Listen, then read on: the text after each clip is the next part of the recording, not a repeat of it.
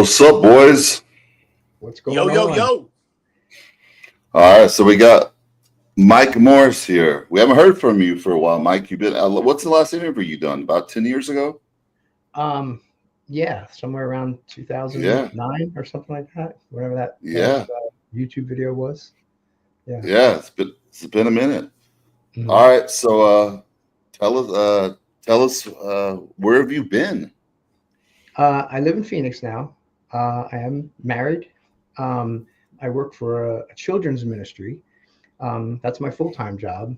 And just recently I've kind of got back more into personal training and coaching and online stuff. I was never really big on social media, but I've gotten into social media, Instagram, Facebook, all that, just the past couple years. And I was like, man, I need to kind of get my story out there and kind of reach people and help people. And so that's kind of why I'm here right now. All right. Yeah. Well, I guess you and King competed against each other, right? Yeah, we did. We turned pro in the same year, actually. How's it going, Mr. Kamali? What's up, buddy? How you feeling? Really good, really well. I'm actually at the I've been doing some fasting lately to kind of do some like praying and healing and stuff. And I'm actually at the tail end of a 48-hour fast right now. So it's kind of giving me reminiscence of a couple weeks out from bodybuilding shows. No, you got the children's ministry, as you said now, and you're talking a lot about praying and stuff. Is this a new change in your life? I came to Christ and was baptized in around 2009. Okay. And I was seeking God in Christ years before that, around 2000 and when I was in Venice, basically. Mike, do you want to start from the beginning? Like, you want to start like how you got into bodybuilding and then kind of go from there? Yeah. Okay, where do you want me to start? Yeah. What got you into bodybuilding, and then kind of like, your career and your story and what came and the pills, girls, drugs, all, addiction, all that kind of stuff, kidney issues, and tell your story.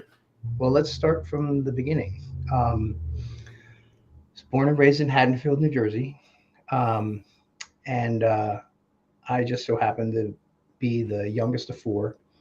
I was very hyperactive, and in the fourth grade, I got kind of kicked out or removed out from the school system. Had to go to 3 different alternative schools. Why?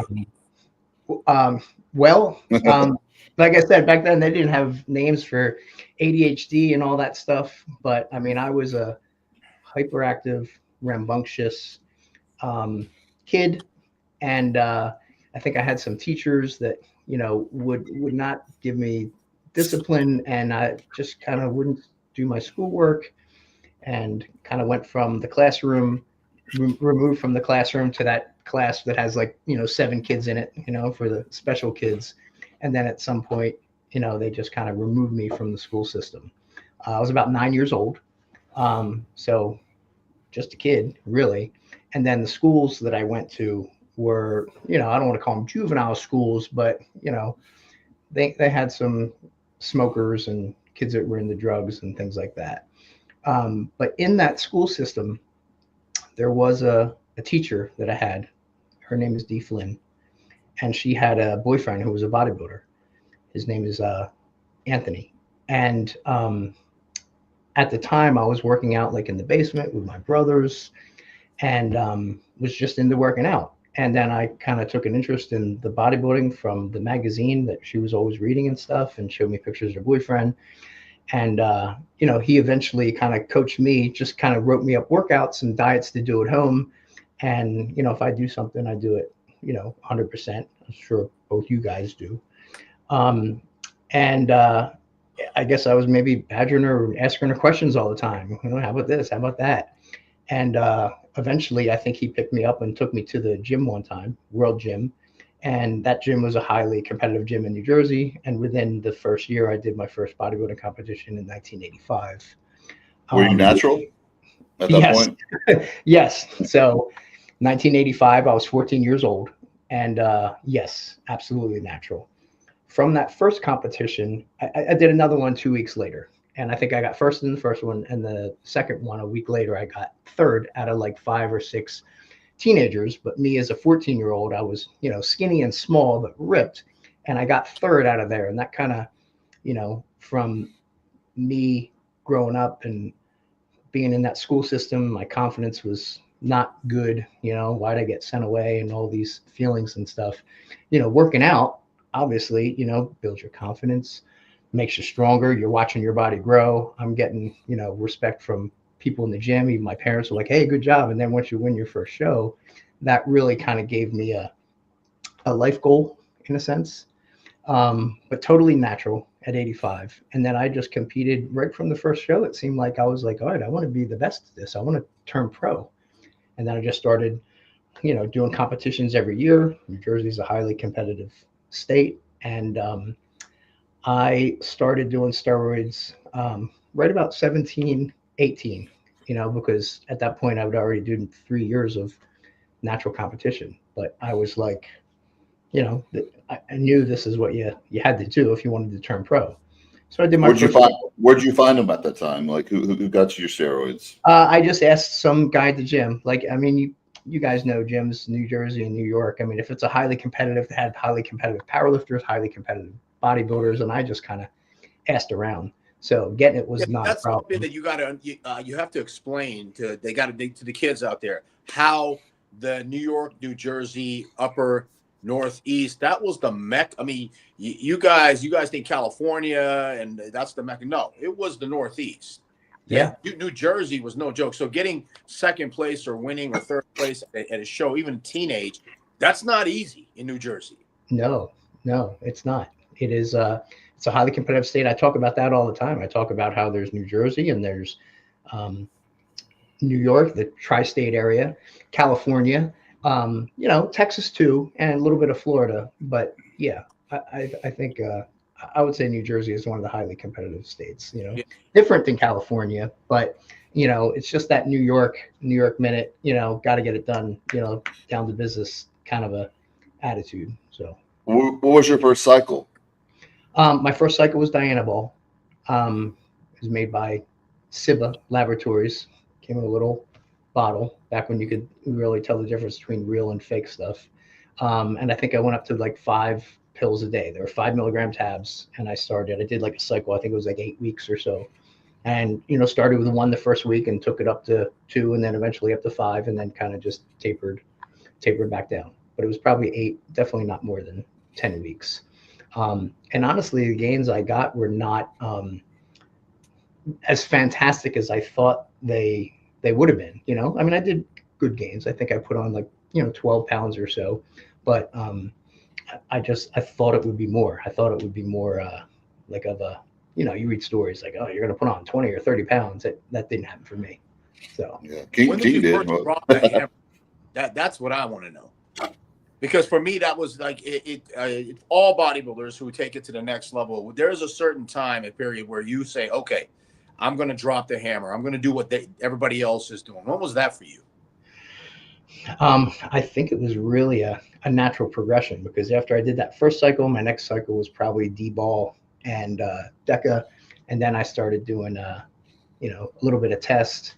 And yeah, it was a constant progression, because then growth came out down the road, and then IGF-1, and then anti-estrogens. So it was really like a natural progression. But my cycles did get, increasingly more and more. The cycles got longer. The off period got shorter.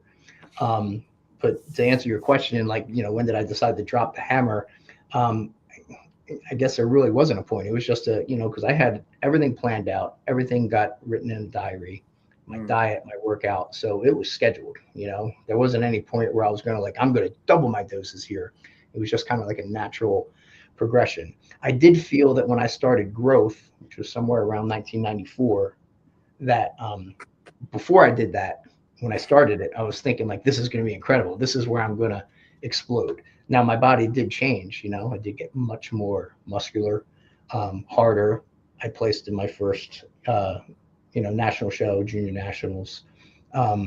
So that was when growth got introduced, and then insulin was right behind that, and then IGF-1 was kind of behind that. But yeah, to answer your question, a constant progression, to the point where when I was living in Venice in the last year I competed in 2005, I mean, I was doing probably 2 grams a week. I explained it to people like I was doing a 3 cc shot pretty much every day. I would do one here, one here, one here one day, the next day one here, the next day one here, and the next day one here, and then I'll take a day off because you feel like a pincushion. And then in Venice, where were you living in Venice? Were you with at Connors or? No, I never stayed at his place. I knew Mr. Connor and see him a lot of the shows and stuff, but it seems like he kind of gravitates more towards blonde, blue eyes. Lee Priest, but he's always been a really nice, pleasant guy to me. And I've seen him at shows, and he's bought me lunch and dinner. But and I hear all the stories of like, he'll bring out there, like, stay at his place and buy your this and buy your that. I didn't have that pleasure, So yeah, huh. Yeah. Okay, so where were you living, Ben? It's just by yourself, a small apartment, or? I had a friend named Jeff McFarland, and he had an apartment out there and asked me to come out, and I just kind of jumped at the opportunity to be his roommate. We moved from one apartment to another apartment. It was like a 1-bedroom apartment. There was some guy that was actually subletting it. It was a very small 1-bedroom apartment, and I would stay in a cot in the living room, and he'd be in the bedroom. But there was somebody else's name on the lease, so he was paying the rent, and then me and Jeff would pool our money together and pay him. If I remember correctly, I think it was like $300 a month, which is absurd. For living out in California. But then we eventually moved to one just right down the road. It was on Venice Boulevard. Little 2-bedroom, had a balcony looking over Venice Boulevard. It was on like the east side of Lincoln, which is a little further from the beach. The further you go from the beach, the less expensive it gets. But I think it was like $1,250 for a 2-bedroom, which again, I don't think you can find in California or Venice anymore. So, but it was a good time. It was really the time of my life, But there was a lot of, it's an evil place, and there's a big drug culture out there, and it's really easy to slip into the When did the evil stuff start coming in? The recreational drugs and all that part in your career? I've been writing out a timeline here to kind of just figure out when, but for the best of my recollection, somewhere right when I turned pro, I don't know if it was just before or maybe just after, because I know I had a pharmacist guy who he would take some stuff off the shelf for me, steroids or whatnot, and he knew bodybuilders were in the Nubain, and he gave me a bottle of Nubain, and I didn't want to take it because at the time I knew like this is bad, so I gave it back to him, and anyway, it ended up back in my hands for some reason. But right around that 99 area, that was when Oxycontin became very popular. Even all the doctors, I mean, you can look back, there's shows on Netflix now that kind of talk about doctors were, touting this new Oxycontin as like a Percocet painkiller that's not as addictive. Right. Well, we all know that's not true.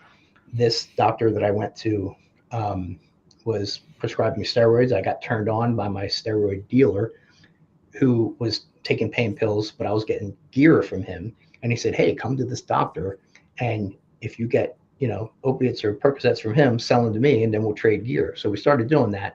But very quickly, I realized this doctor was prescribing me like 120 Oxycontin 80s a month. Yeah.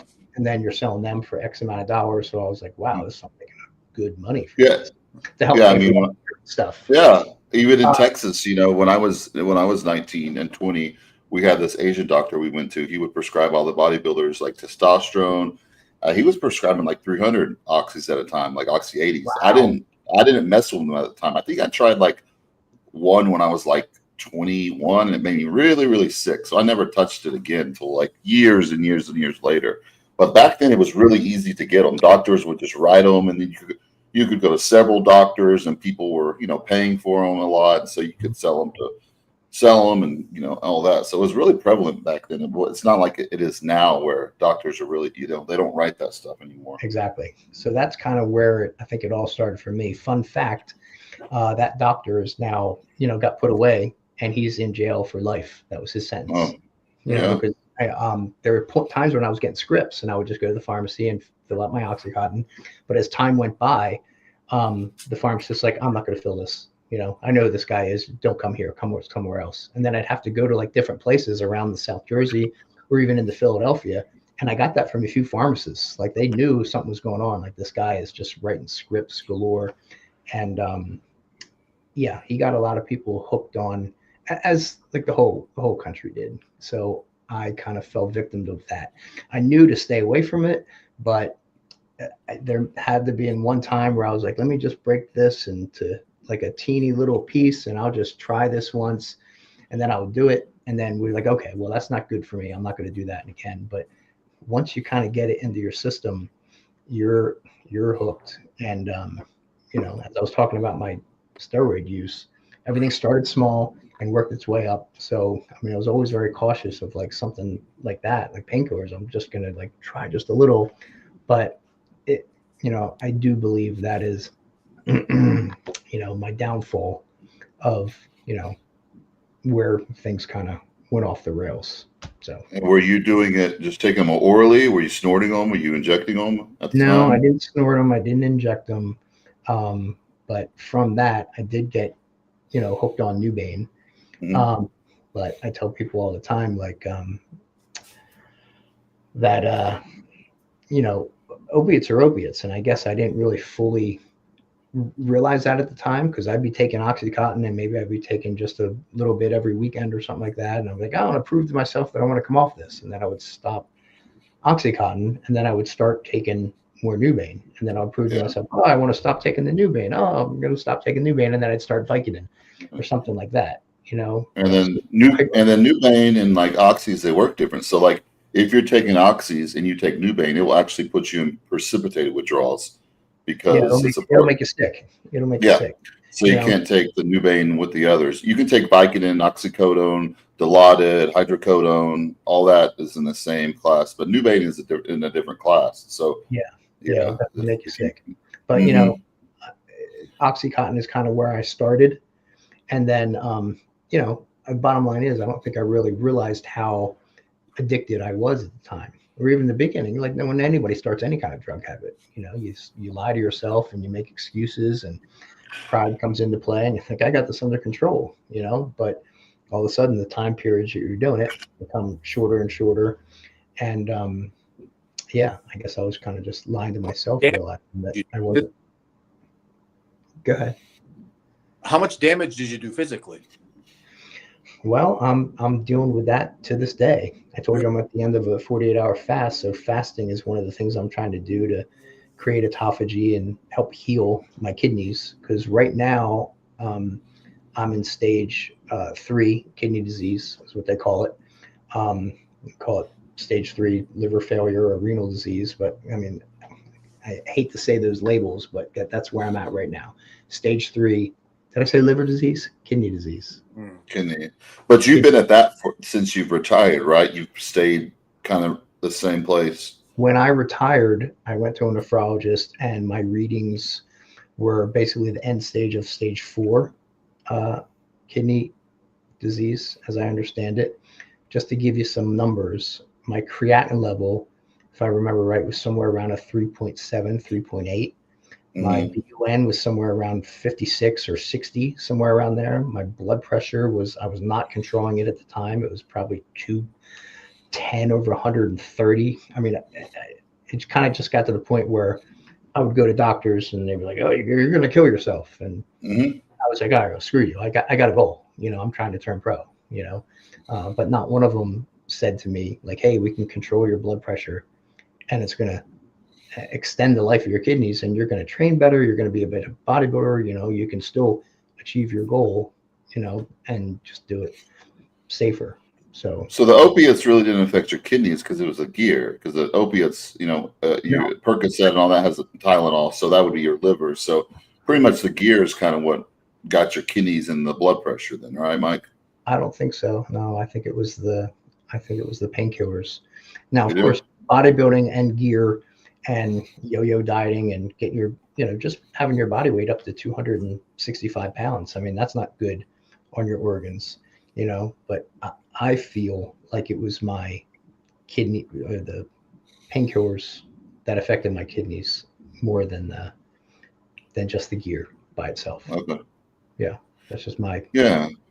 This guy says he remembers your interview 10 years ago. That was your last interview you did. That's the one, I saw also, that you spoke about, a lot of different things. And then, you spoke about, let's talk about the money back then. Of course, bodybuilders didn't make money. So a lot of people either, sold drugs, did weird stuff with, guys posing for guys. Where did you fall in that category? Like what are some of the weird stuff you got into in Venice? Definitely the selling of drugs. I learned that very quickly.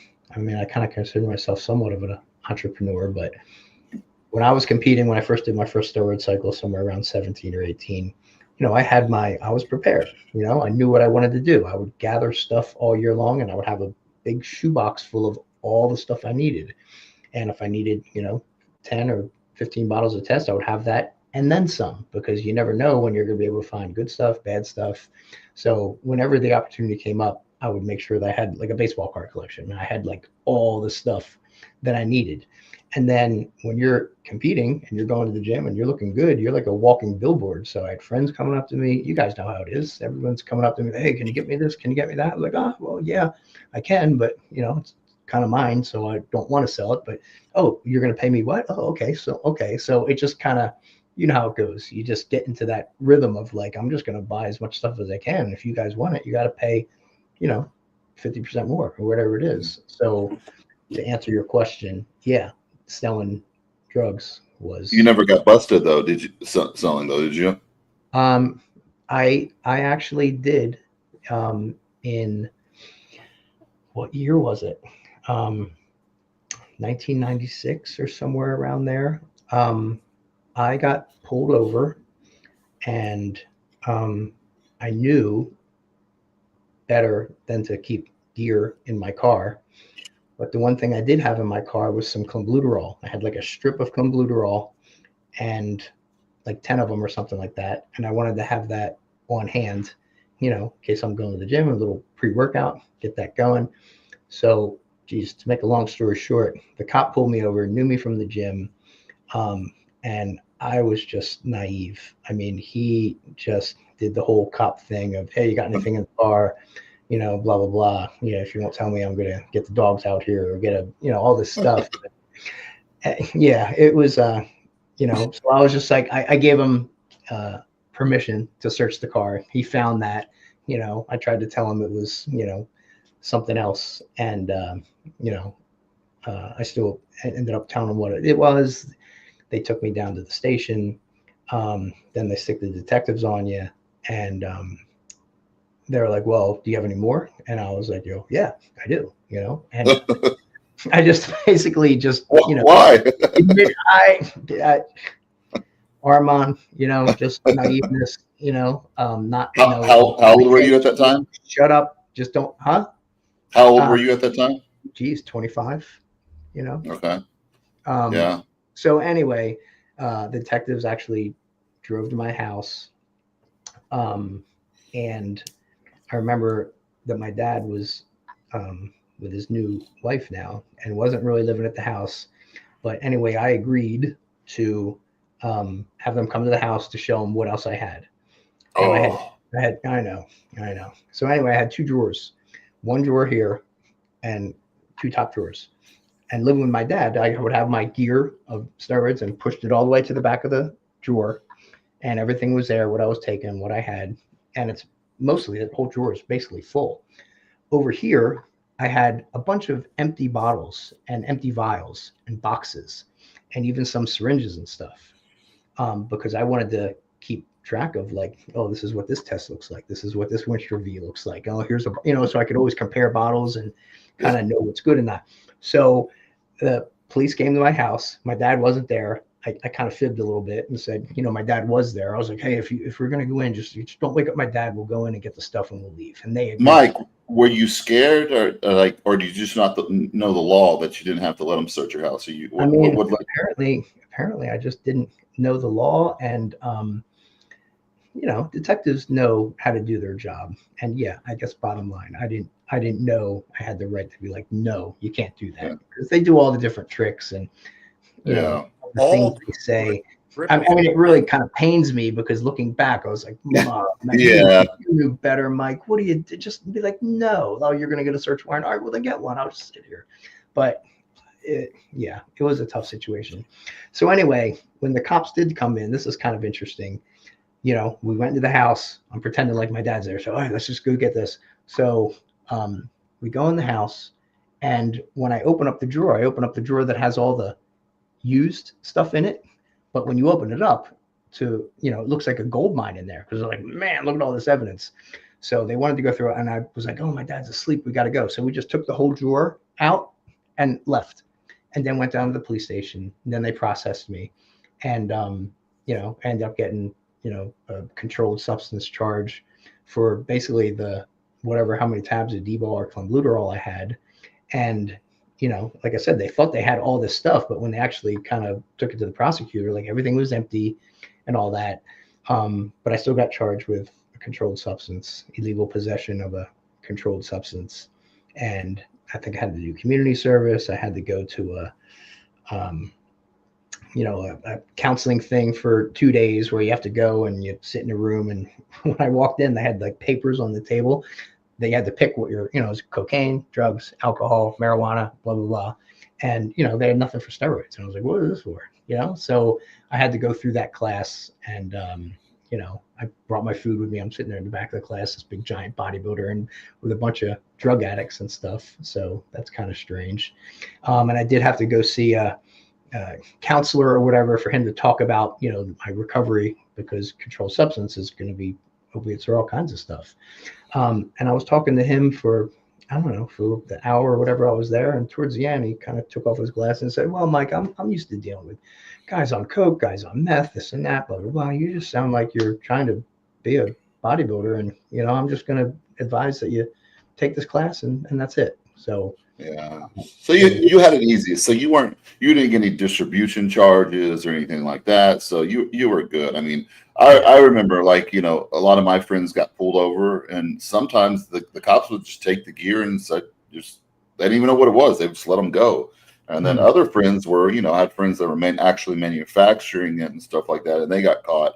And, you know, I remember this guy at Gold's Gym in Arlington here. He was ordering like 10 to 20 grand a month and selling to everyone. And he got his package in one day, brought it in the house and opened up, and there was a tracker in there. And then they kicked the store in and arrested him. And he got like 10 years. He was making huge orders for years, but they were watching him. The DEA was watching him for a long time. So, you were blessed to not get any further charges than that. Yeah. Yes. Yeah. Thank God. So, yeah.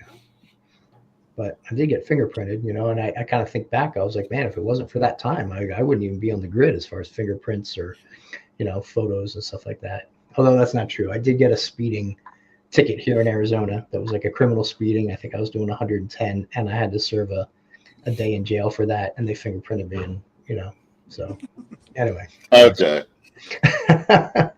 So you had it. You had it good. So, you know, a lot of us in this, and the people in the industry, served some hard time for a year. You know, I think Craig Titus wasn't King. Craig Titus was getting steroid tested when he got popped, right? Say that again. Yeah. I have no whatchamacallit with any of this. No experience. Yeah. No, because all the dealers that I knew were cops. Yeah. So it was serving a different purpose. Right. You know. Yeah. But yeah, it's just amazing to me that one strip of clenbuterol, that must have been a really asshole police officer. It might actually have been D-bol. Like, now that I'm kind of telling the story, it's a long time ago. I think I was telling him it was clenbuterol because, geez, I knew the law enough to know that clenbuterol is not a controlled substance. So I said it was clenbuterol when I think it was actually D-bol. But, you know, your words not mine about him being an a-hole. Yeah, because I had some other friends that were cops too, and they were kind of like, that wasn't too cool. And, maybe there was some jealousy involved. I mean, I don't know. But from talking to people after the fact, I kind of got the impression of like, really? Yeah, for that many D-ball, he's going to do that? Like, so that's just my little take on it from what other people have told me and stuff. So were you on the party scene much? A lot of people think of like bodybuilders and like the party scene back then. It was pretty crazy, Olympia, Arnold after parties and all that kind of stuff. Were you a part of all that? No, I was straight edge for the most of my life. Didn't drink, didn't smoke. Like I said, got into bodybuilding since the age of 14. I didn't drink, I didn't smoke, I didn't do drugs. Up until the point where where Oxycontin came out, it just kind of slipped in there. And from right after I turned pro to going to pro shows, I forget at what point someone took me to an after party and got involved with ecstasy. And that's a pretty incredible drug. I mean, you guys both know that once you do that, you might do it for one after party for like the Mr. Olympia, and then you don't even do it again until the Arnold Classic, and then next year comes around and now you're doing it the Olympia, maybe the USA, and then it's pretty much anywhere you go, once you kind of get in with that crowd. But to answer your question, the pain pills somewhere around 99, and then somewhere in between 99 and 2003, 2002, we got into Oxycontin. Yeah, Armon never saw him out, man. So he's 100% telling the truth. Because you partied a lot, King. Mike Morris was part of the, Victor Martinez, King Kamali, Chris Cormier, and he was never part of that. He was always doing his own thing. Right. Well, I mean, I did some partying, like somewhere in 2005, 2004. I mean, I did some partying. You and I, King, were. I remember you in Vegas at Dre's. I remember seeing you there. Yeah, so Dre's was a good time. Yeah. So the oxys, the opiates, those aren't really party drugs. That's like more like, killing pain and all that. So, people, you got to understand, like the painkillers weren't really a party drugs. Like Coke, X, all that, meth, that's the party. That's the party drug stuff. Yeah, I would do ecstasy and ketamine. Now, since I was already wrapped up in the opiates, it's really, easy for me, probably a lot of other people too.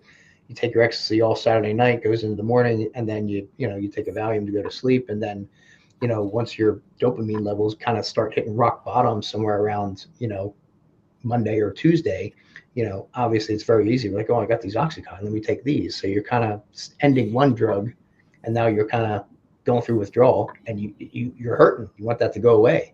5-HTP sometimes doesn't cut it, and a good meal and plenty of water. So I'm sure I was throwing in like Nubain and Oxycontin to kind of just deal with the withdrawals. So how long did the opiate addiction last for? How many years was that? Got my notes here. Let me see. I put it around 99, right up until around 2014-ish. So when I retired in 2005 and I got the readings about my kidney levels, I was like, okay, so time to stop anything I'm doing that's hurting my kidneys, because this doctor, the nephrologist, was like, you got to go on dialysis the next year. And I was like, no, I'm not going to do that. So I stopped all the steroids, every drug I was taking, started getting into fasting and doing stuff at that point. And the opiates kind of just kept rolling around and rolling around. I mean, I have discipline, and there were times where I'd be, come off of it altogether for a few months, but then something would happen where, I guess I didn't realize how completely addicted I was and how addictive they are, So I was like, I've been taking it 6 months. How, take it this, so that kept rolling around. And then once I finally, and then Suboxone came around, or Subutex. And that to me was what I thought was like a godsend. It was really good because that helped me stop the withdrawal of the Oxycontin, pain pills, all that. And then I was taking Suboxone. And then I got hooked on Suboxone and Subutex for like 12 years. And I recently just came off of that. Wow. about 2 years ago. So yeah, I mean, once I was, and I tried to come off Suboxone when I first started taking it. How much? How much were you taking? Not more than 8 milligrams a day. Because when I started taking the Suboxone, I was still wrapped up in painkillers. So, you know, I would take painkillers and I was like, all right, I'm going to come off of this. Or maybe I couldn't get any more painkillers and I was like, I stopped. So then I would go on Suboxone or Subutex and take 8 milligrams a day. I would take just whatever amount would kind of nullify it. And for me, like it was usually a half or sometimes a whole. A whole would be a lot for me. But as the years kind of kept ticking by, yeah. As the years, go ahead. So your last show, I saw like, did you really do your last show natural? Were you natural then, or were you on just like testosterone or clean or? I was 100% natural. Now you could say I was probably still taking a little bit of Nubain here and there, because you know that was 2005, 2004. I didn't realize at that point how addicted I was. So yeah, but I was completely natural for that show because what made you want to do that natural? Like, did you think you could kind of like, let's see how good I look naturally, or you know, because I'm sure your testosterone levels were like nothing at that time, right? Yeah, especially with the opiates killing your natural testosterone production too. So yes. I mean, I saw your stage pictures. Of course, you didn't look like the Mike Morris before, but you didn't look bad. I mean, you still, if you didn't know how you looked before, you're like, okay, you know, you still look decent. So I mean, you must have felt horrible prepping for that show. Yeah, but you always feel horrible prepping for a show. But, yeah, with no people. But when I did the Australian Pro and I got my readings back, and I was talking to the nephrologist, and he said, "You got to go on dialysis." I was like, "All right, like, no." Like I moved out to Phoenix. I completely left everything behind and was like, I'm in the process of healing myself. Robin Chang called me up once I'd been in Phoenix. I don't know, the Australian Pros, and I think it's around the summer, and the Olympia's in October. So he called me up and said, there's a wild card Olympia for people that are not qualified for the Olympia, and it's going to be held the night before Friday, and the winner of that competition is going to compete in the Mr. Olympia. And he was like, you're invited to come to that. And I was like, well, I kind of retired. I'm you know, I don't know if you heard what happened to me. And he was like, yeah, well, you're invited if you want to go. So to answer your question, like, why did I do it naturally? I'd already kind of made the decision and the commitment to myself. Like, I got to heal myself, you know, and I, you know, bargained with myself. I was like, I will just take a little bit of Winstrol and a little bit of Anavar, because that's not too bad for my kidneys, you know. But I was like, man, I got to stay true to myself. And you know, if I want to live, I'm not going to do any of this bad stuff anymore, even though I was struggling with painkillers and stuff. And at the time, I'm living in Venice, and I saw Tom Prince every day, and he was telling me, you know, I would ask him about, you know, his recovery and stuff. And I asked him about dialysis, and he told me one time when I asked him, he was like, oh, yeah, it's not that bad. You know, I just, like, every night I just drive to the clinic at midnight, and they hook me up to a machine, and I just sleep there all night for 8 hours, or maybe just a couple times a week or whatever it was. Yeah. You know, he was kind of downplaying it, like, oh, that's all you got to do. And I was like, I don't want to do that. I love bodybuilding. Bodybuilding was my life. I wouldn't have traded it for anything. But I mean, I sacrificed everything and did everything I could to be the best I could. So without God and Jesus coming into my life and telling me, like, hey, you can continue on this path, and you know, you're going to do well, and you're making money, and you're moving up, you know, you can leave what you absolutely love completely behind and follow me. And that's just the best I tried to do. So to answer your question, why I did it natural, that's it. No. I guess people saying Sam just got his pro card. Who? Sam Sulek. Oh, no, really? Like I said, I'm pretty new to the Instagram thing, and I got introduced to Sam Sulek. Like I said, Instagram, I've only been looking at it the past couple of years. Yeah. I was at my job, and then there was a plumber there, and you know, for some reason we got into working out and stuff, and he mentioned, do you know who Sam Sulek is? And I was like, nah, I have no idea who that is. He's like, oh, he's this guy, and he started explaining him to me. before I even got to see Sam Sulek. But he's like, yeah, he's this guy that, you know, works out, but he just eats nothing but junk food all day. He eats candy, eats McDonald's, and that's it. And so anyway, the plumber left. And then I started looking up Sam Sulek, and I saw some of his videos. And I had this idea, like, who's this guy going to be? And I started looking at his pictures. I was like, well, this guy looks good. I was like, that plumber's full of crap. You know, I mean, this guy obviously looks good, has some size to him. And so I just thought it was interesting how he painted this persona of, you know, this guy just eats junk food all day and crap. And when I saw him, I was like, this guy does his work. This guy does his gear. This guy works out hard. Otherwise, you wouldn't have a physique like that. Well, he died it down. He died it down for these two shows, and they needed somebody to replace Bumstead and all that. So he was going to do bodybuilding, but you know they had him do classic, and you know it's harder for people to understand because you know Chris Bumstead did it opposite way. Chris Bumstead competed, got popular that way. Now he's got a brand. Sam became popular on the internet first. Now he's competing, so it's kind of like the opposite way. And he looked better, and he looks better. You saw his picture. He does look better than he did a couple weeks ago. I saw his pictures from his first show, and I feel like he should have left the curly hair because he kind of has his look. And when I first saw the picture of videos of him and stuff, I didn't recognize him. I feel like he could have kept the curly hair, you know, so he's a little more recognizable. But where did he turn pro? Because that was his first competition I saw. Arnold Amateur, just like right now, today, just now. Oh, okay. Yeah, the Arnold Amateur going on right now, and then the Arnold. And that's in just bodybuilding, right? Not because there's classic. He's a classic. He did classic physique.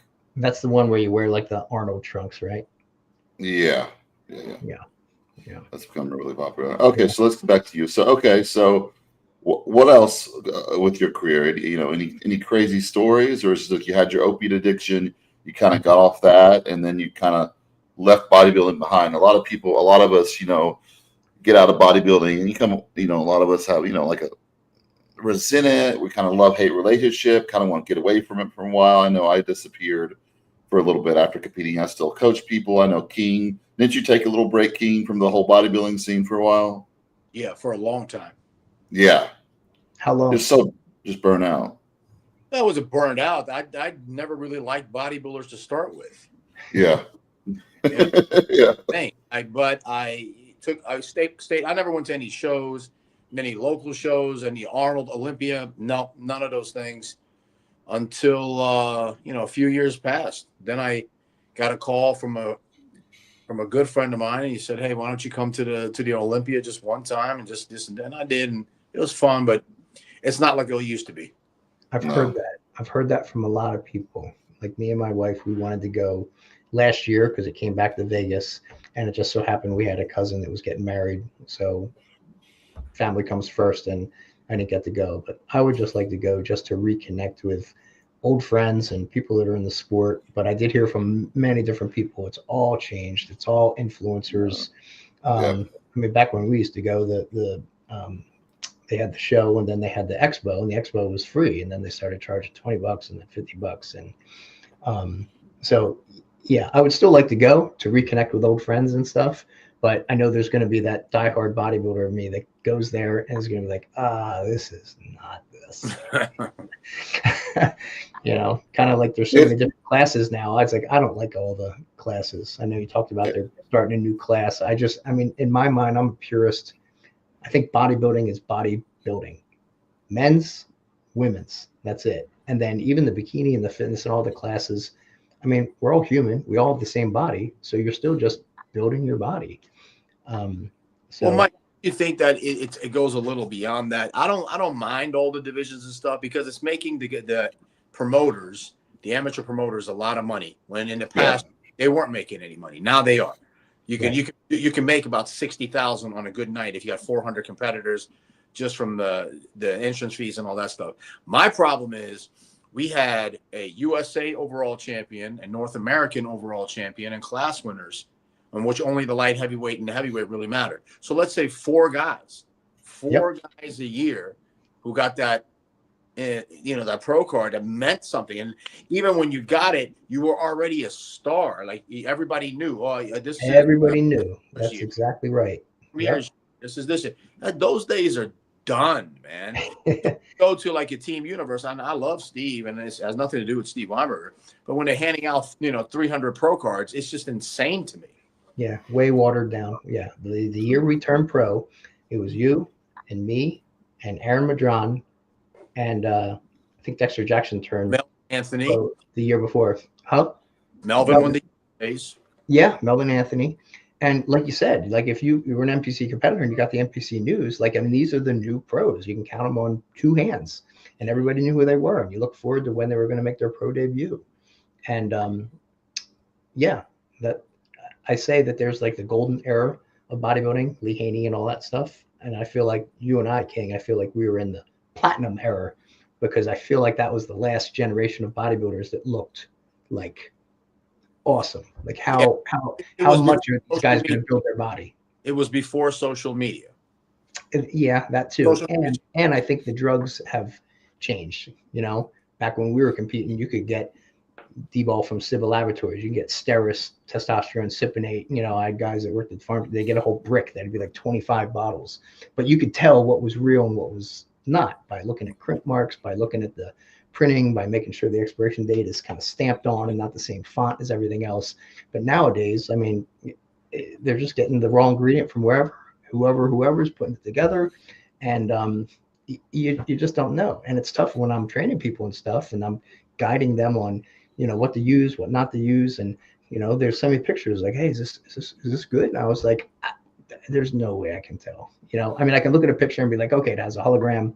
The label looks decent. Looks like he put some money into labels and stuff. It's got a hologram on the label. It's got a hologram on the clear thing.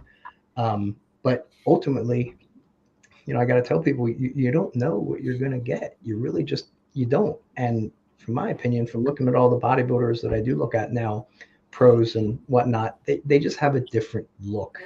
They look more bloated. They look more distended. They look more, it doesn't look like you or I, King, or Flex Wheeler or Kevin Levrone. That muscle just density is just, looked incredible. Like being King talked before, the criteria just changed. They want this really full look now. So, everybody's, putting on the size a lot faster. That's why the look is a lot different. They're doing it in 3 years instead of 10 years. So the look's going to be different. Everything's abused a lot more. So it's just a completely different look. The guys are huge. The guys are big today. They're huge. They're hard, but they just don't have that, the pretty lines, the deep separation. Yeah. But they do get hard. They do get striated. They do get freaky. It's just not the same. It's two different completely looks. So they're relying on. They start the drugs as soon as they start the their gym membership and training. They start all that together. Don't forget the weirdo food and the prep and the loading. And, yeah. I mean, I've seen some crazy ass things. Yeah. Scoop of peanut butter with a drop of olive oil with a mushroom seed, Brazil. Whatever happened to white rice and fish? And chicken and rice. I just whatever. If it your macros, when that came in, it kind of ruined everything. Everybody's eating like their diet, and they're eating like a donut on their diet, and if it gets in their macros, they're still like no.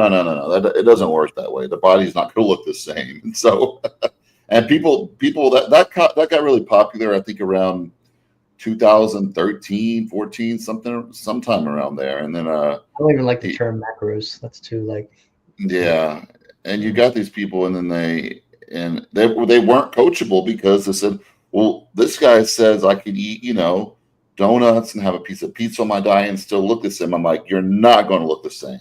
And they found that out, and they didn't look the same. And they're kind of getting a little more away from that. But you still got those people that are like, well, this coach says I don't have to do cardio and I can eat bagels and cereal and all that kind of stuff. Yeah.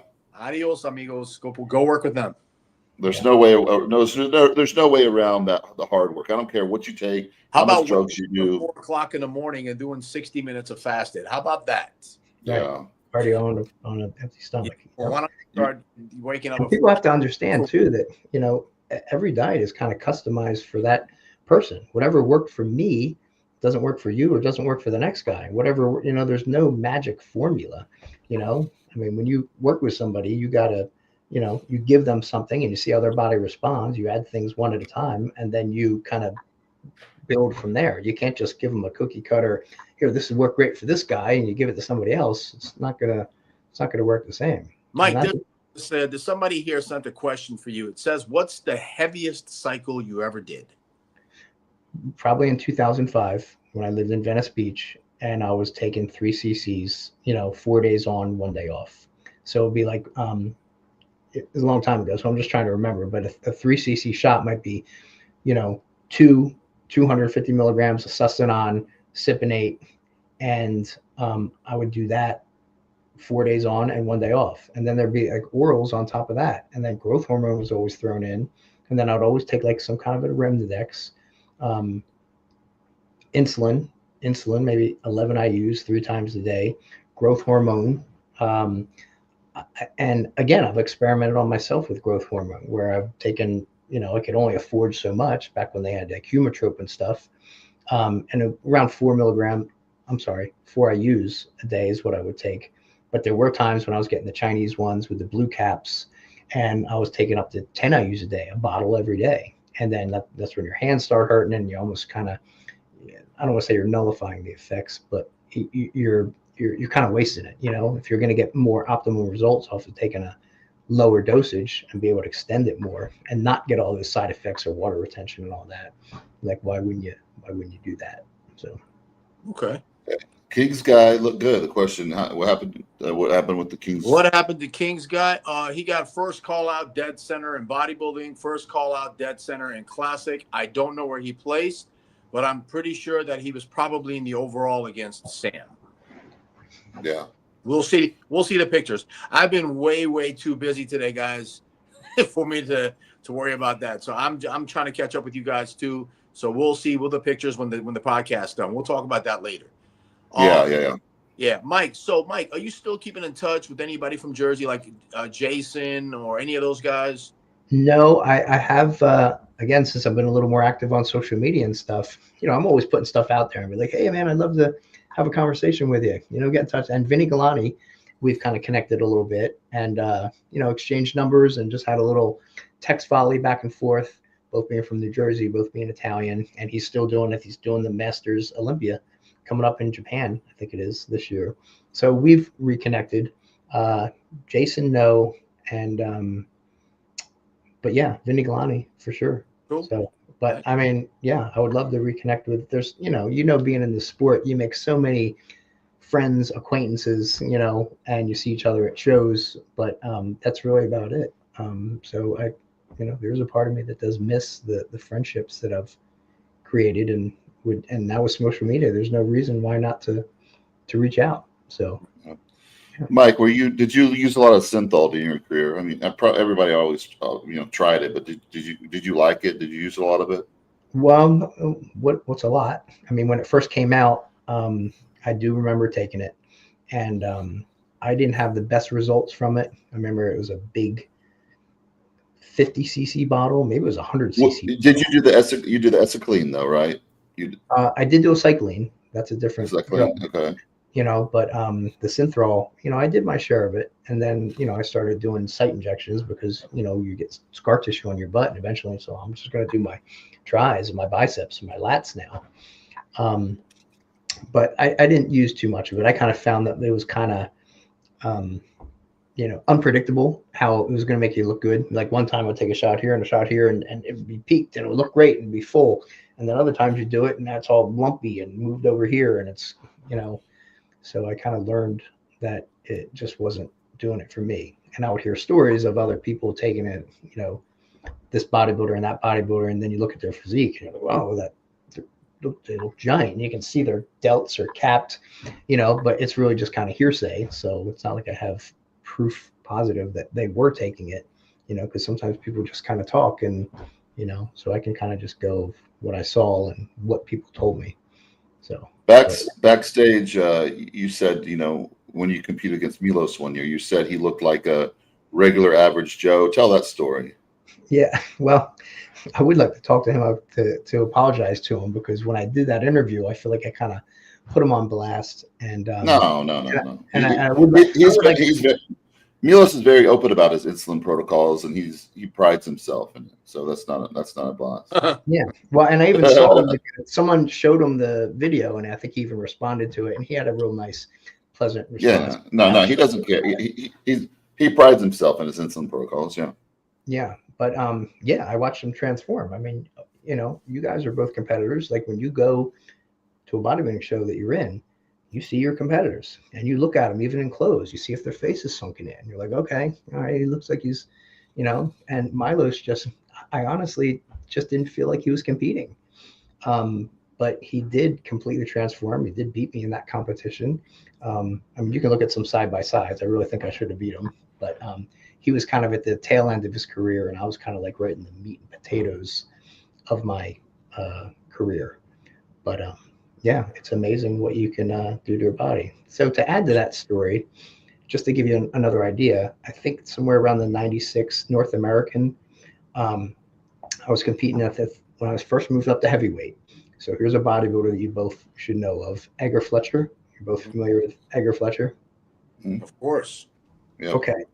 So same kind of thing with him. When I saw him backstage, I knew he was competing because he was taking off his clothes and he had his trunks on, but like I could see, like, it to me, it looked like fat rolls hanging over his trunks, and he looked ashy, and he just looked like he looked to me like he wasn't in shape. Like you can see some people and they're shredded and like, okay, he's on. I looked at him, he just looked fat and completely out of shape. Well, I kind of learned the hard way. Like as soon as we got on stage, I wasn't in the top 5. He was in the very first call out. And he's kind of one of those bodybuilders that that, you know, sometimes doesn't look good in person, but on stage looks fantastic. So that's another kind of story where like your eyes can be a little deceiving. Like I saw him backstage. I thought he wasn't in shape at all, but he got third in that show and he looks incredible. Yeah. Yeah. Does Mike know Ira Levine? Pretty sure he lives in Jersey and they have similar drug and found Christ. Like he likes bodybuilding. Mike looks like his brother. Ari Levin. Ari Levin. Ari Levin? Yeah, do you know him?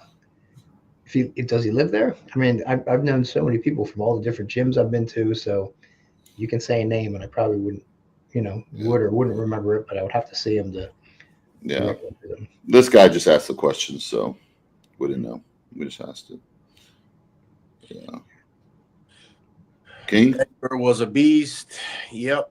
Yes, he was. Do you guys still go to the trivia question of one of the best bodybuilders, amateur bodybuilders to never turn pro? He's always in that list. Yes. Yes. I actually kind of prepared some questions for you if you guys want to do it, but that was actually one of the questions. Name a bodybuilder that never turned pro. Edgar Fletcher. Yes. I have another one to add to that list. Matt Mendenhall. Of course, Mendenhall. He's number on the top of that list. Mm-hmm. Yeah. So the first blonde bomber. Yeah, he was amazing. Yep. So I got a list of bodybuilders that I'll just throw them out at you. Dennis Newman, he did turn pro, but what an incredible physique. I have on here Victor Richards. You guys both remember Victor Richards? Of course. Mm-hmm. Incredible bodybuilder. Here's one that I really liked a lot. Brian Buchanan. Remember him and his teeny tiny waist? I think he looked incredible. I think he had the potential to knock Haney off his throne if he could bring up his legs a little bit. But I have Jeff King here.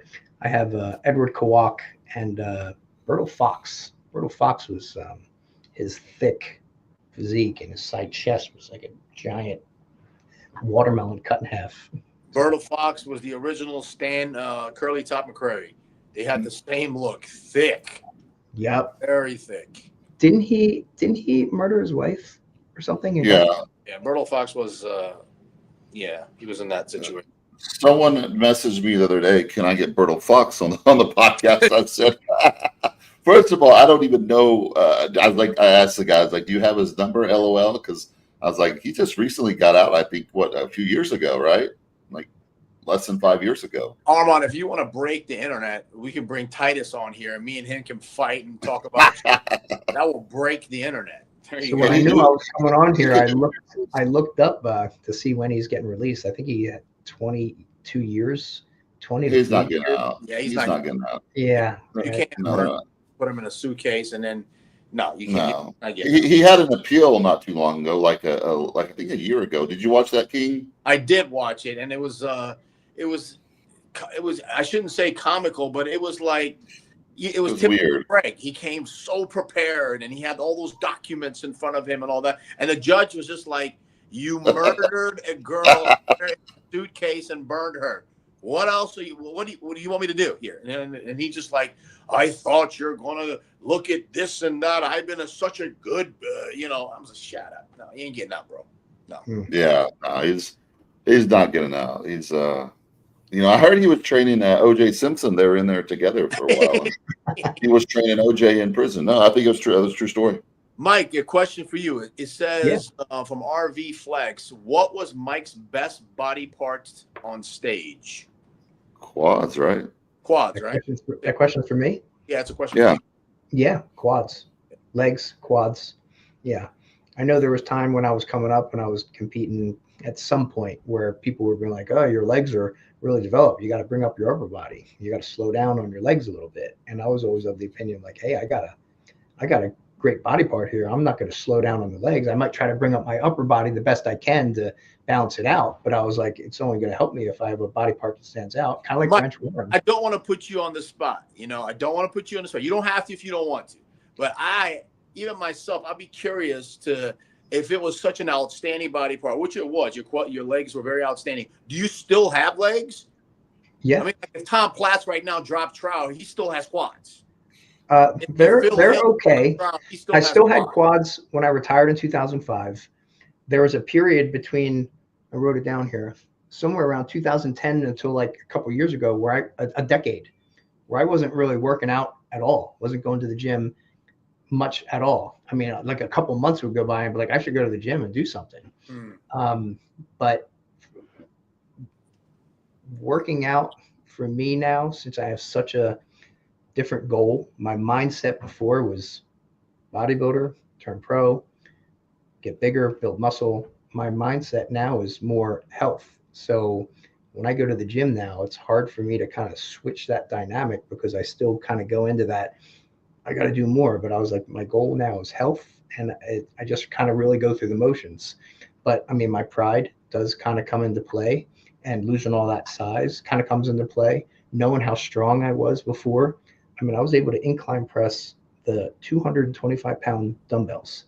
And now I go to the gym and I do like the 55s, and I can do a little more than that, but it's discouraging. It's not. Come on, man. You go to exercising. I call it exercising now. I mean, if you want to know, if you ever want to get in inspiration, look at Dexter's videos now. He has no qualms. He records all his workouts and posts them. He is 1/4 of what he used to be, and and this is just a few years now, and he's shrunk, but he looks healthy. That's my goal. That's my goal right now.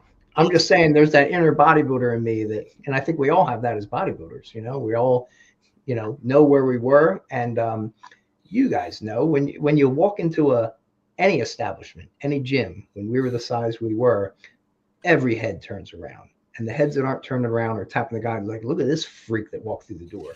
Well, you just do it for yourself. If you get him back in the gym on a regular basis, you're gonna feel good. I mean, you're not gonna be the bodybuilder, but you're still exercising. Just get on and grab a test a week and we.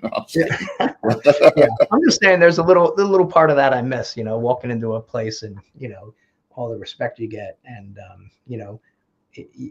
I recognize that now. I go into a place now and I'm just kind of like an average Joe. I mean, I love the way I look. I think I look great, but there's a part of me I just wanted to share with you guys that misses that, just being a complete freak. It's your health. I mean, your health, and that's more important. And how many guys have tried that to try to stay massive, and they're not here anymore? Yeah. Yeah. There's a lot. You just can't do that. You can't stay on the drugs, and after 40, 50, you stay on those types of drugs and think you're going to be okay. Yeah. Thanks. Yeah. Yeah, Dave Palumbo, he should have got his pro card too. He was right up there. He was a freak. Yeah, we were competing right about the same time period. Speaking of North American Junior Nationals and USA's, we did a lot of shows together. Yeah. Matt Duvall.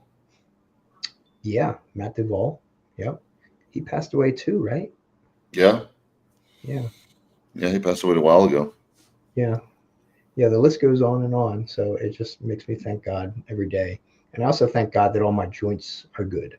I mean, I'm 54, so I still get these like aches and pains that kind of just come out of nowhere. Like my hip might start hurting, but things go away. But it's kind of interesting. Like all the injuries I've had before, I've had a torn tricep, I've kind of partially torn pec, tons of back injuries from deadlifts or bent over rows. But there was always a cause and effect. Like, well, I deadlifted 600 pounds. Well, I pulled my back, so that's why I have an injury. But now I'm kind of getting to the age where, I have these things that are hurting. That like, where did that come from? And I'm still trying to deal with that.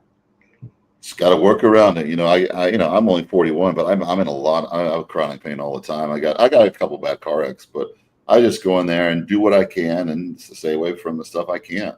I just got back in the gym after a 8-week break, and I'm just getting back into it. I did a little legs yesterday, or 2 days ago, and I'm just like, oh my gosh. But yeah. I mean, just getting back in there and staying healthy. And do you go now, or are you about to start? Or are you just kind of like, what are you doing now? Ever since I got this job at the children's ministry, at some point after that is when I really started just kind of getting consistent with my workouts. I go about 3 times a week right now, and I'm really consistent with that. I do like a push-pull. I do chest, shoulders, and tris one day, and next day I do back and bis, and then the third day I do legs. And I do that during the week, and I might bang out all 3 in a row, like Monday, Tuesday, Wednesday. Most of the time I'll do like chest, shoulders, and tris on Monday, back and bis on Tuesday, maybe take Wednesday off, and then do legs on Thursday. But that's pretty much the routine that I do now. And I just, I hate to use the word go through the motions, but that feels like what I'm doing there. And I just came to the realization I have so much experience in training and working out. Like, I mean, if I want to stay healthy and stay fit, and that, working out has to be part of the consistent routine. So in your life where you're at now, what is your goal now? You got baptized, you found Christ, you're, I'm sure you're talking to a lot of younger kids. What is your goal now? Do you want to get back into the bodybuilding scene, help people out? What is your goal now? What do you want to do? Well, wherever God directs me. I am enjoying training people online. But I think with my experience, I'd really like to help people to, whether they want to do a competition and want to do it the healthiest way they can, I can direct them in that. But I would really like to help people and athletes that are done with their competition and want to heal themselves, kind of like the process that I'm going through right now. So if I could get into that, I think that would be great, to help people know there's life after bodybuilding, life after whatever sport. I mean, because, steroids and PEDs are so prevalent in any kind of high level sport, MMA, whatever it is. And people that want to heal whatever damage they've done to your body, I want to show them that the same discipline you put into your sport, you can put into healing yourself. And if I could coach them in that would fill me with, a good purpose. Social media, you got to get on there and start posting, and that's where it's at now. That's how you get clients. Yep. King coach, King, you probably get a lot of referrals or online stuff. That's how I get most clients. Yeah. So you just got to get on there and, your social media, start posting every couple of days at least. Say like a goal, like, hey, I'm going to post once a week, then twice a week, then eventually move it up to you're posting something, every other day. Maybe jump on some other podcasts. You can come on here every once in a while. We follow topics. We talk about everything. So just getting out there again. That's the thing with bodybuilding. They don't care what you did in your past now. The kids now, they could give 2 shits if you're Jay Cutler, Mr. Olympia, whatever. They don't care. They just care about who they look up to now. And it's different because everybody where we were coming up, we always looked at the bodybuilder at the gym that was older than us, big, jacked, or whatever. It's not like that anymore.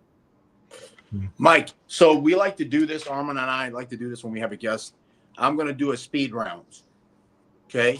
I'm going to ask you a question. You pop out the first thing that comes into your mind. You ready? Okay.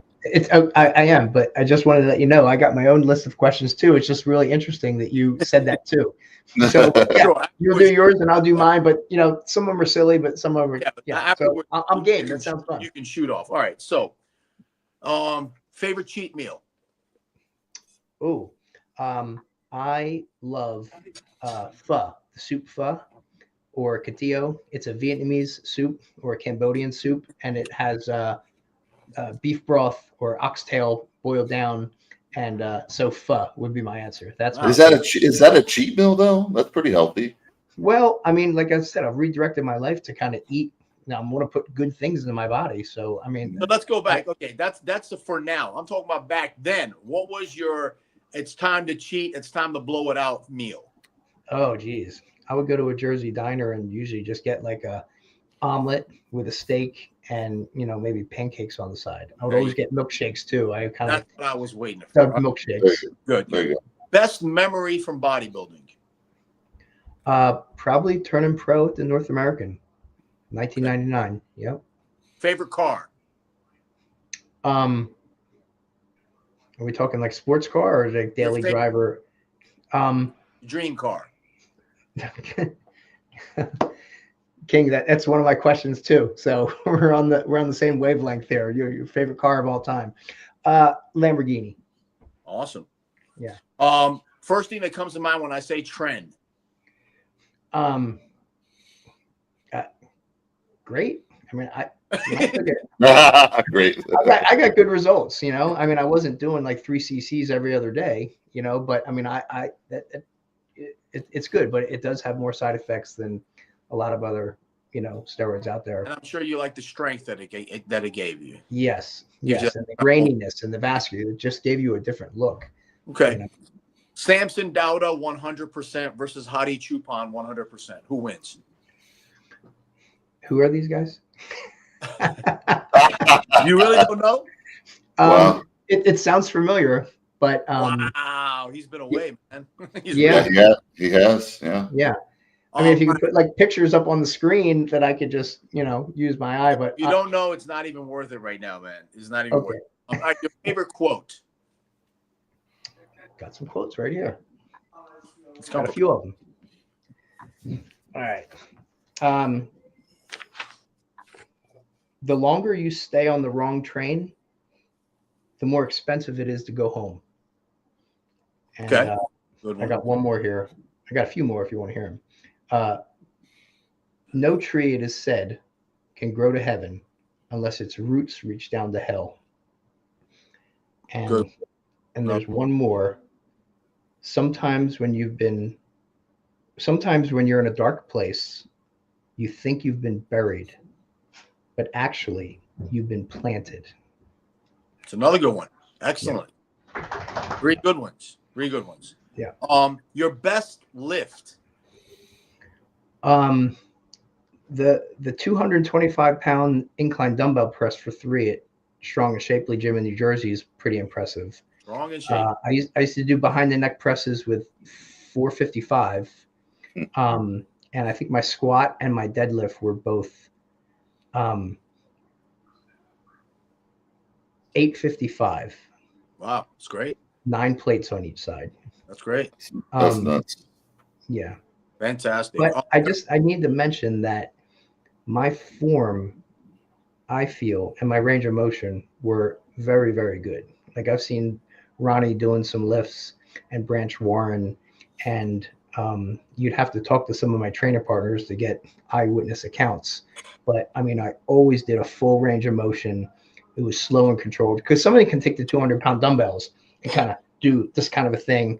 And then you see somebody else grab them and then they come down and press and down, you know, there's a difference, you know? So my form and my range of motion was really good. Good. Yeah. Your favorite bodybuilder of all time? Rich Gaspari. Wow. Both from New Jersey, both Italian, brought in the striated glutes. in the golden age of bodybuilding. I do like Flex Wheeler though. I think Flex Wheeler's physique is absolutely incredible. Who got you into the sport? This person asked, who was your inspiration that got you into bodybuilding?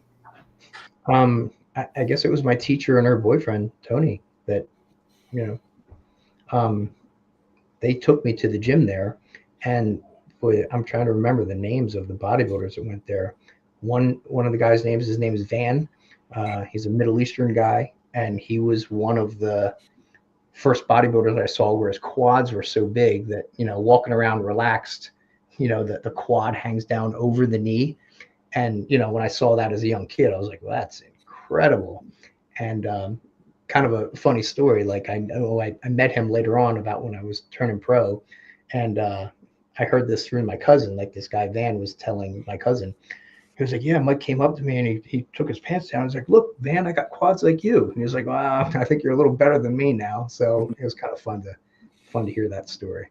All right. Last question. What advice can you give to the new generation after everything that you went through in the IFBB, getting your pro card, all the things, the good, the bad, the ugly? What would you tell the new generation? Stay away from recreational drugs. Stay away from, pot, alcohol, painkillers, ecstasy, all of it. Stay away from it. Because they're not going to help you. They're not going to help you at all. Great advice. Okay, if you want to ask your questions, go for it. Shout out to Lacey Martin Preppy. She wants a shout out. What's up, Lacey? Yeah, what's up, Lacey? Yeah, go ahead and ask your questions, man, if you got your questions there. Okay, let's see. I think we already went over one. It's really a coincidence how you've touched on a bunch of them. The state that produces the best bodybuilders. Armon, go.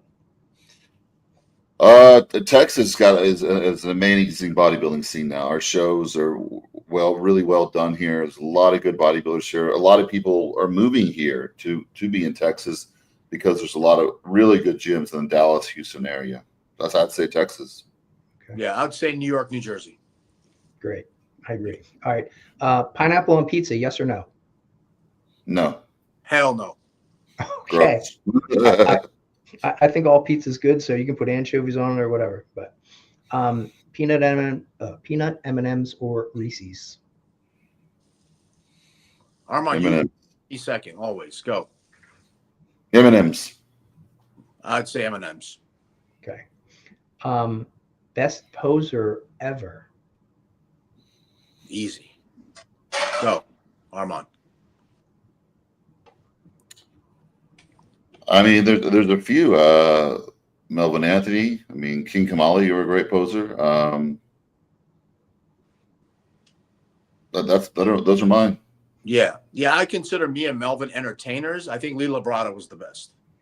That's a good one. The ones that come to my mind is Francis Benfato or Bob Paris. But Lee Labrada is a good one too. Up a mountain by himself. Yeah. Labrada was something else. And speaking of entertainers, Vince Taylor, great entertainer. Yeah. He's in that entertainment division. Absolutely. Yeah. So question from you. Did you get your posing style a little bit from watching him? Because I don't remember whether the Terminator and the walk with the music in between, I don't remember if I saw that from you first or from Vince Taylor. Yeah, I stole a bunch of stuff from Vince, absolutely. And a professional bodybuilder from Washington, D.C., his name was Papoose, Ivory Turner III. I saw him guest pose, and I was like, that's it. That is what, I had goosebumps for about a week. So it was Vince Taylor and Ivory Turner. His nickname was Papoose. Those are the two. Well, just know imitation is the finest form of flattery. So yeah, Papoose was unbelievable. Okay. Best legs ever.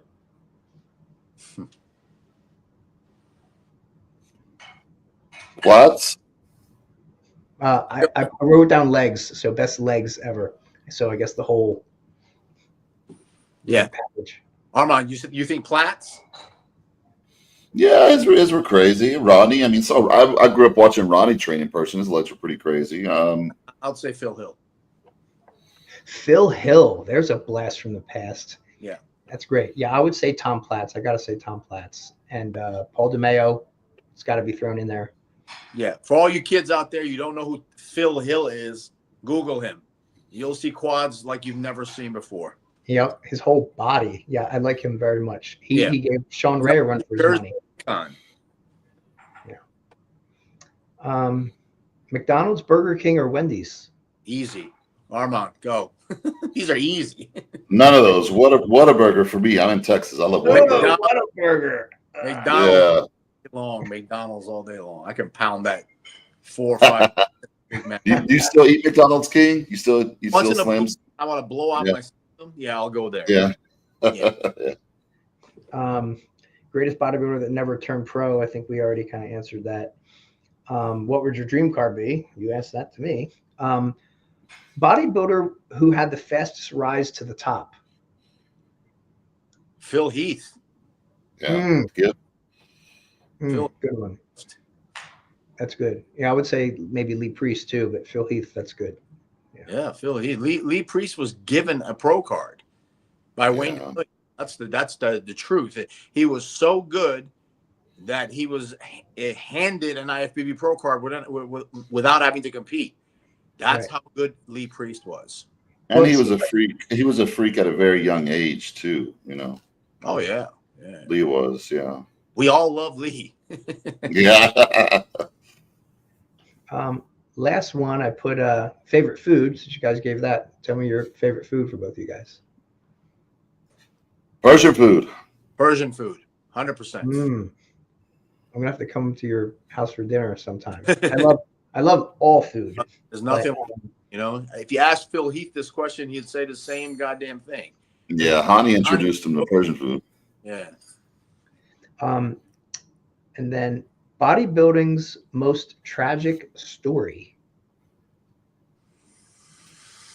Tragic. Well, we have so many. I think Craig Titus, that was pretty tragic. That whole deal was pretty sick and twisted. You can put Craig, you can put Mike Matarazzo, you can put Cedric Fox. We've had so many, you know. Dallas McCarver. So many. Yeah. Tragic. Yeah. Dallas is so young. Craig was a fuck up. Cedric died in his fucking in the laundry room at his house with his mom. I mean, these are all incredibly sad things. Yeah, and these are good guys. Cedric is a good guy, you know. Very good guy. Sean Roden, that was whole sad that he got caught up in the whole, you know, case and then never got to get his name cleared and passed away. That was really sad. And that he got blackballed. He couldn't compete. That was really tough on him. Yep. Nasser, another one on the list. Yeah, Nasser. I remember I was at one show when I was going through my kidney stuff. He was coming up and asking me all kinds of questions like, hey, what are you doing? Like, do you need dialysis and all that? And then after he passed away, I was like, wow, man, he was really, you know, wanted to know because he was going through the same thing. Yeah. So your health's important, guys, and stay away from drugs. Drugs are bad. Nasser King, how long did you just keep in contact with him? Because I know he moved out of the country and kind of disappeared towards the end, right? Because when he moved out of the country, I kind of lost contact with him. But because he was very bitter towards the whole IFBB, right? Yeah, you know what happened is he just started to get angrier and angrier and angrier. And I think the turning point in his career was when he did the Arnold Classic and he had those 2 Band-Aids on each rear delt. Yeah. And I mean, I was sitting next to Chad in the audience. I'm like, Chad, I'd rather never step on stage again than to step on stage with 2 Band-Aids on my rear delt. He goes, we told him that they were leaking, but he doesn't care. He wants to compete. I was like, all right, man, it is what it is. Were they leaking from site injections? I feel like I vaguely remember the Band-Aids, but. Yes. Well, when Larry was training with him, you know, Larry was, because he prepped Larry for a show, and Larry was like, you know, he was telling Larry, you know, man, I've done all this synthol in my arms. I got all this lumps and bumps. You know, I think it's giving me cancer. And then you know, they were about to train, and Nasser's shooting more synthol up in his shoulders. And Larry's like, hey, I thought this is giving you cancer. He's like, yeah, but it keeps my shoulders full. And so the whole mentality of like, dude, you're already sick. And, you know, the rear delt was like all the way out to here, and everybody saw it. And were like, he got placed that bad that year. I don't remember exactly what year that was, but in his mind, he probably thought it looked good. The more, keep shooting it, looks better. It's big and huge. And that's the mentality a lot of bodybuilders get in, and someone needs to step in and say, listen, dude, that does not look good. I guess the Band-Aids, he's probably oozing out from just the infections and putting so much stuff in there. Yeah. How did he pass away? Was it a heart attack or kidney issues? Heart failure. Heart failure. Okay. Yeah. First, they said it was something weird, like what disease was that, King? They said it was. No, that was all horse. I got it from the horse's mouth. I know. And they ruled it something weird at first, like from a mosquito bite or some weird shit like that. Got it straight from the family. Plus, Chad told me. Yeah. It was heart failure. Yeah. Yeah, it's that mentality. You want to do everything you can to compete. And I think Tom Prince, he had kidney issues, and I know he pulled back and retired. I remember reading about it in magazines. I think it was before I moved out to California. And then he decided to do a comeback and get on. And I'm sure he was probably thinking some of the same things I was. Like, I already got in size. I'm already here. I'm just going to, take a little bit of this and a little bit of that. And I think it was the Iron Man where he had an episode backstage. And then, so. Mike, you brought up a good point. You said one of the things that you miss, which we all do, which any professional athlete does, is walking around and people going, Jesus Christ, and having that God factor of you're a mutant walking around, and you walk into a restaurant and people, my God, it's you have to understand that every athlete goes through this, Perfect example. I think me and Armon talked about this before. Roy Jones, he unified 8 different weight divisions and won the heavyweight championship, retired. You went into history. You crushed everybody. You're middleweight, super middleweight, lightweight, light heavyweight, cruiserweight, and a heavyweight champion of the world. You unified 7 belts, retired. You couldn't do it. Couldn't do it. And what happened at the end? He got knocked out 3 times by people who don't deserve to even stand in the same ring with him. So it happens, and we go through all these nonsense and stuff like that. But you have to be strong enough up here. You got to be strong enough to say, okay, this is the next phase. Right. And I think that's why, I didn't want to do a comeback. And I feel like, the being invited to Wildcard Olympia was the perfect opportunity for me to be like, all right, well, maybe I will. So, yeah, you have to have that champion mentality. Like, when you make a goal, you got to stick with it, and yeah, it's and you brought up in another name. You said Vinny Galanti. I like Vinny. Vinny's a nice guy. We all like Vinny. He's a New Jersey staple and all that stuff. But getting back on the Olympia stage for the Masters Olympia at his age, you're playing Russian roulette. You really are. Yeah.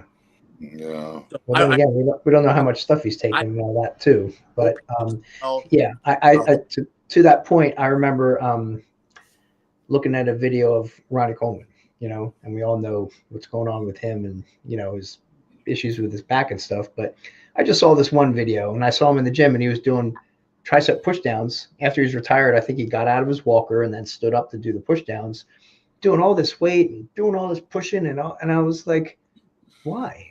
I mean, are you trying to get bigger? You're not obviously trying to get back on the Olympia stage, but yeah, I guess to me, there kind of just has to come to a point where you want to bow out gracefully. Yeah. We lost King. Decision, you got to stick with it. Yeah, we lost King, but he'll pop back on. Something happened, but yeah, a lot of guys, I think when people are lying when they get out, bodybuilders are saying, "Oh, I don't miss it at all. I'm fine where I'm at now." You got to kind of tell yourself that, because you can't get back to that way. And your body at a certain age, it just doesn't do the same things. You put all that wear and tear on it, and a lot of people were like, "Look at that one guy. He got so small." Like, come on, people don't understand. Like Dennis Wolf, like he was a monster, and now he looks amazing right now, but he's not that whole size, and people are just like, man, he lost all that size. Like, people don't understand what goes into eating 6 to 8 to 9 meals a day, to training like that mentality, or training, taking all the compounds. You can't do that for the rest of your life. No. How many guys after 40 or 50 do you really see jacked, like 250, 240 pounds jacked? You don't see it, they're dead. because they try to do it and they're dead. Yeah. It really it humbles you in every sense of the word. You know, like I tell people all the time, it's like I just want all my parts to work. You know, if I can cruise and move on in my age and still be able to run and still be able to go upstairs with no problem, still grab the gallon of milk off the top shelf, you know, without being in, like you said, chronic pain. I mean, that's okay with me, you know. And if I go to the pool and take off my shirt, like kind of what you see is what you get. And you know, it's that old bodybuilding mentality. It's like, oh, I want my abs to look better. I want to be more ripped. But yeah, my main goal is health now. And I do think I'm going to be a healthier person if I take in less food, which is why I'm getting into the fasting thing a lot more. But I'll let you guys know how that goes. Because for you got to watch it just for eating a lot of protein, right? Because your kidneys. Yes. Yes. I just went to a different nephrologist and I got 2 blood work like 1 month apart. And not only was my first one just a little bit higher, I think it was somewhere around 1.7, but the second one a month later went to 1.9. And that really concerned me because I was like, man, I'm eating like a modified carnivore diet. I'm not eating that many calories.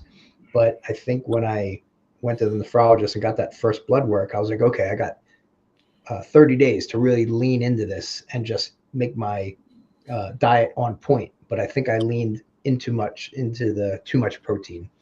And in my own head, I'm just kind of thinking that's why it kind of ticked up in that month, because it is concerning. I mean, it makes me question my own mortality, and it makes me think as time goes on, like the way I'm going to go is like, I hope, I pray that my kidneys aren't going to be the thing that fails, but just knowing what I know, where my kidneys are at now, I mean, thank God that haven't gone worse, but there's always that thought in my head, like, you know, when is this going to start ticking up? And maybe I'm going to do everything in my control to help keep them, you know, clear, but no one's promised tomorrow. It might just start ticking up. And But even if you go to failure, I mean, you could get on a transplant list and get a transplant, though. Right. Yeah. But yeah, now you sound like Tom Prince, you know, I'll just get on a I mean, it's not that easy, but worse comes to worse. I had was like carpal tunnel surgery. I don't want to have them put me under. Didn't Don Long compete still when he was on dialysis? Yes. I heard rumors of that. Yeah. Yeah. King, he did, I right? don't even want to go down the dialysis road, you know? Yes, he did. No. So Are guys like Kai Green, Phil Heath, and Rolly going to come back one day for the Masters of Olympia? No. Yeah. If Guys like that, like if Phil Heath rips his abdominal wall again, he could die. Yeah. Okay, you people got to understand that, you know. And Kai was just on Cutler's podcast, and Jay basically, you know, got in his face, and he's like, "What are you doing? What are you doing? Why are you still this big?" And Kai's like, "No, I'm only 280. I'm only 280. Blah blah blah." Yeah, it catches up to you, brother. It catches up to you quickly.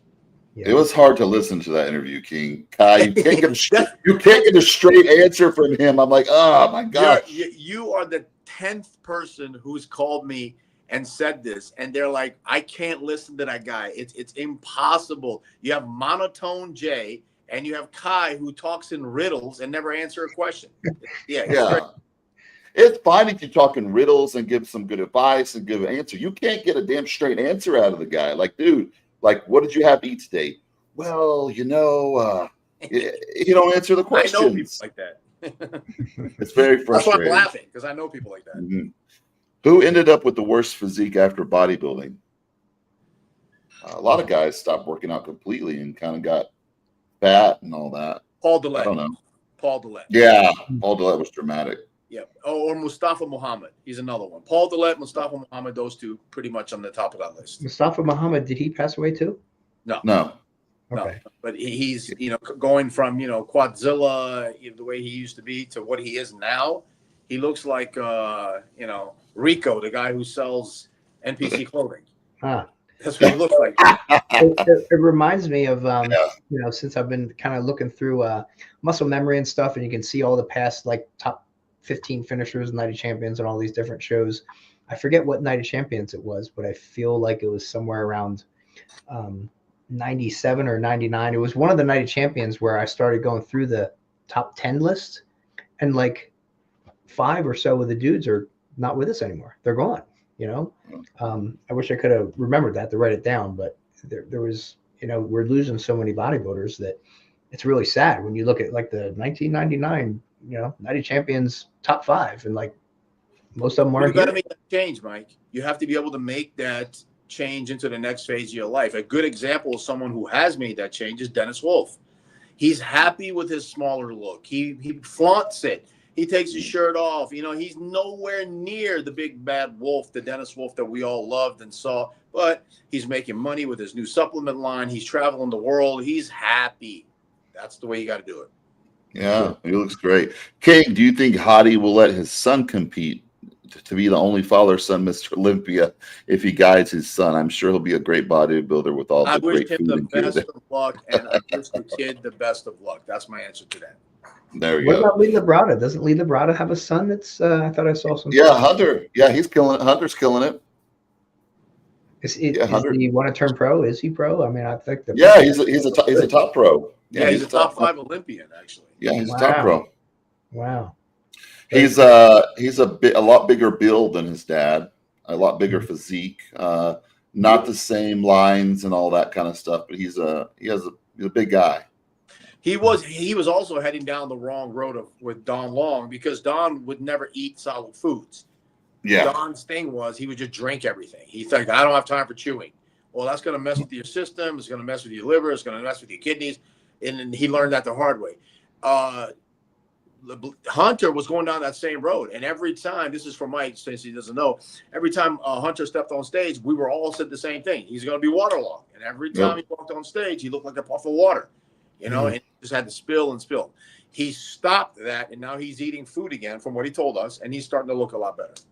Yeah, he was doing Rice Krispies for his carbs and protein powder for his protein every meal. Well, you guys remember Metrics, right? Back in the day before, of course. You know, the base and the plus, and you know, so there was a period of time in my career where it was like, you know, 5 liquid shakes a day, and then they were even like saying like you could just live on a liquid, you can live on the Metrics for days at a time, but as we've learned, it does make you waterlogged, and your body looks totally different. It just responds better with whole food. Chicken and rice is going to beat any kind of a protein shake any day of the week. Yeah. How's Flex Wheeler's health these days? He's got a lot of problems. Yeah, Flex has got a lot of issues. He's got his leg amputated. And question. He's got a lot of problems. Yeah. Y'all doing the live tomorrow? We're doing the play-by-play on RX. Me, King, Lee Priest, Lee Priest might come on. He said he might. He's not sure yet, but bullshit. He's gonna come on. Lee, shut the. I know. Lee's like. He's gonna come on. Lee will be there. I talked to him last night, so yeah. So I think you know what time prejudging starts, King? I don't even know what prejudging starts.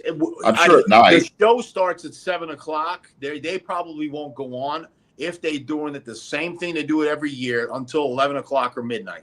Yeah. We've tried talking to Dan Sullivan about this. We've tried talking to the NPC. We've tried making videos, and everybody yells and screams, the athletes, but they just want the guys to go last because they think people are going to leave. Yep. Did Tom Prince abuse gear and blow out his kidneys? His physique was crazy compared with the era. Wasn't he doing a lot of Advil at one time? I remember that he said that to me. He was like, yeah, I was like, what? I think I asked him like, what's going wrong with your kidneys? He was like, yeah, was taking like 10 or 20 Advil a day. And honestly, I wasn't buying that, you know? Well, on top of all I know we were taking Nubain and stuff, and Advil is not good for your kidneys either, but I don't think he was just taking just Advil. No. For the Night of Champions, Armon, when he competed, I forgot what year it was. I went to his room just to check on him, and I said, "Look, Tom, your color's off, man. You got to put like 2 more coats on. You look weird. All right, could you do it for me? Sure." And then that's when I looked over on his counter, and I literally saw. I don't want to exaggerate, but had to have been more than 20 bottles of prescription bottles. Yeah. 20 prescription bottles just sitting there. And I'm just looking at that. I'm like, my God, man, is it worth it? Really worth it? Be taking all that shit just to be healthy? I don't know. Probably blood pressure medicine and all that kind of stuff just to keep everything down, and painkillers and all that. He was another nice one. He was another one of the good guys in the sport. I love Tom. Tom was awesome. Yeah. But man, all those guys from Venice and those 1990s, late 1980s and 1990s Venice guys, they all got sick and all. Cormier survived. I give him all the credit in the world. That guy's got 9 lives, man. Yeah. He survived all that shit, and he partied hard. I know. I partied with him. Mm-hmm. Yeah. Fuad, I had a doctor on the pod the other day talking about new laser and stem cell for protocol kidneys. We're going to have a stem cell doctor, stem cell owner. My friend owns a stem cell clinic I went to. Ronnie goes to every 6 months. Where he's going to be on here whenever he wants to come on. I invited him. He's excited. So he's going to come on and talk all about stem cell, about how to people use it for the kidneys. So we're going to bring him on in the next probably month or so. So we'll talk all about stem cells and all that kind of stuff with him. Yeah. He's the expert on that. Have you guys done any stem cells? Because I've heard murmurings of that healing the body. Personally, yeah. I have. I went down there. Yeah, I did my spine and neck. They told me it's going to take about 3 times to start. Really, mine's mostly structural. I got into some pretty bad car wrecks, so like my neck and my back, like if I flex, it won't come out and stuff like that. So I did it once. It's just so expensive, Mike. It's even at cost, it's really, really expensive. And so right. It sounds like you're just starting though. Yeah, and so you're supposed to do it a couple more times. Like the UFC fighters, they're going all the time to get stem cell. They have a lot of money, they can afford it. But it's evolving too. It's evolving. There's still a long way to go, I believe, to get the stem cells done correctly. But they do help. Like this trap, when I used to shrug my shoulders, this trap wouldn't contract, and after the stem cell, it started contracting again. So that's a good sign. Yeah. Yeah. Which bodybuilders were ahead of their time and didn't get the recognition they deserved? Renel Janvier. He was one.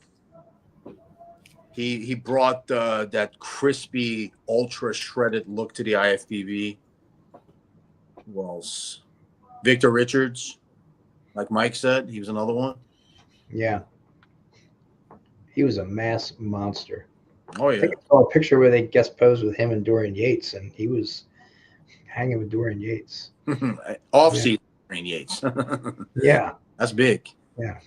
But another thing back then, it also seemed like the bodybuilders were more characters. Like we talk about Victor Richards and Dorian Yates and even Tom Platz and Lee Labrada, Sean Ray. Like you had all these different size, stature, and then also physique wise, like you could tell the difference between a Bob Paris and a Bertil Fox. And it's kind of seems like nowadays they all kind of look.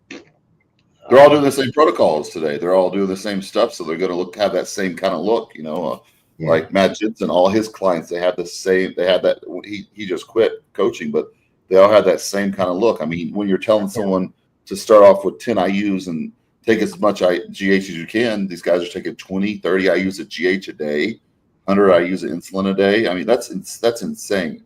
Yeah. I mean, that's, I like when you look back at you can look at 1985 Mr. Olympia. You got Lee Haney that won. Albert Beckles, I think, was second. Rich Gaspari was third. And then Bob Paris was there. Tom Platz. But they all just had completely different physiques. And, I just reminisce about those days that, it's not the same anymore. It's the drugs and the way they prep and do everything now. It's a lot different. King, what's your advice to a young kid, 26 years old, 4 years natural training, 500 test only cycle, good, or need to add something else with the testosterone? My advice is go learn how to play golf, become a multi-millionaire, and bang a lot of models. That's right. What's up, John? How are you, brother? Seriously. Where's Bill Phillips? He'd be an interesting guest. Bill Phillips got really sick with COVID, and he almost died. He was in a coma, I think, for a month.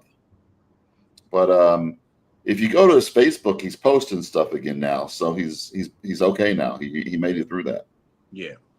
Bill Phillips. Wow. Yeah. Guys, anything else? No, man, it was good seeing Mike. Yeah. Thanks for having me on, guys. I'm Mike, glad you found Jesus and God, and if that helps you, God bless you. Go for it. And the best advice I can give you is something that helps me every day is positive affirmations. If you think positive, positive things happen to your life. If you think negative, you're going to have negative shit happen. So always think positive. Good advice. Where can people reach you, Mike, if people want to get a hold of you? They can contact me through my Instagram page, and my email address is morrismj20@gmail. But Instagram is probably the best avenue for me right now. Okay. And on the video, you can comment below your IG so people can see that, so they can hit you up on there. And yeah, on your IG, just start posting stuff, old pictures of your bodybuilding. Give a little explanation of, hey, this was this show. Put some hashtags in there. Hashtags help.